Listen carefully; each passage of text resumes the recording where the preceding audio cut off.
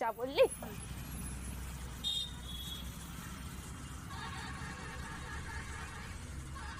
তা এখন কি করবি, কিছু ভেবেছিস? কি আর করব, আবার নতুন করে জীবন শুরু করব। সেটাই ভালো।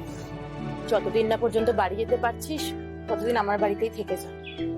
তুই না থাকলে যে আমি কি করতাম কে জানে। সেই কবে থেকেই তো তোর বাড়িতেই থাকছি। তোকে ধন্যবাদ বলা মানে তোকে ছোট করা। আমার বাড়িতে থাকতে দিচ্ছি বলে তুই আমাকে ধন্যবাদ জানাবি? রোহিণী, আমি তোর বন্ধু। সেটাই তো বললাম, তোকে ধন্যবাদ বলা মানে তোকে ছোট করা হবে। যতদিন না এই কেসটা মিটছে আমি তো আর কলকাতা ছেড়ে যেতে পারবো না। তোর বাড়িতেই থাকতে হবে, পুলিশ আমাকে যেতে দেবে না। কাকু কাকিমাকে কিছু জানালি? মা বাবা পীযূষের খবরটা পেয়ে ভীষণই আপসেট হয়ে পড়েছে। ওরা তো পীযূষকে ইনোসেন্ট ভাবছে না। তুই জানাসনি কিছু? মা বাবাকে কি করে বলি বলতো পীযূষ কতটা খারাপ ছিল। অ্যাক্সিডেন্ট না হলে তো আমি নিজেই জানতে পারতাম না। ভদ্র মুখোশের আড়ালে পীযূষ অন্যান্য মেয়েদের সাথে কিরকম অন্যায় করে গেছে। সত্যি, পায়েলের ঘটনাটা তো আমি ভাবতেই পারছি না। জানিস মেয়েটা এতটা ট্রমা ভোগ করেছে যে ওর মানসিক স্থিতি হারিয়ে ফেলেছে।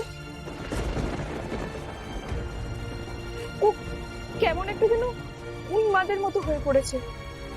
আমি তো ডিসাইড করে নিয়েছি যে আমি পুলিশকে সব রকম ভাবে সাহায্য করব। আচ্ছা, একটা কথা বলতো রোহিণী, আমার ওপর রাগ হয় না তো তোর? না মানে সেদিন যদি মজা করে তোর নাম্বারটা আমি পীযূষকে না দিতাম তাহলে তো এই ঘটনাটা ঘটতো না, তাই না? তুই তো মজা করে নাম্বারটা দিয়েছিলি, সিরিয়াসলি তো আমি নিয়ে নিয়েছি না। হয়তো আমি মজা করতে জানি না। না না, তা নয়, তবুও না আমার খুব খারাপ লাগছে। আসলে এই কষ্ট ভুলতেও তো জানিস এই শহরের চারিদিকে আমাদের কত স্মৃতি জড়িয়ে রয়েছে। আমি মফস্বলের মেয়ে, মেট্রো সিটির নিয়ম নীতি কিছুই জানতাম না।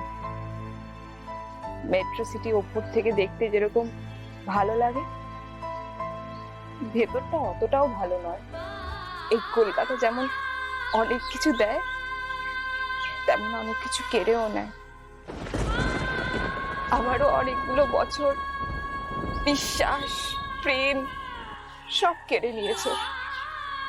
আমি আর এখানে থাকতে চাই না। মানে কোথায় যাবি তুই? পুনেতে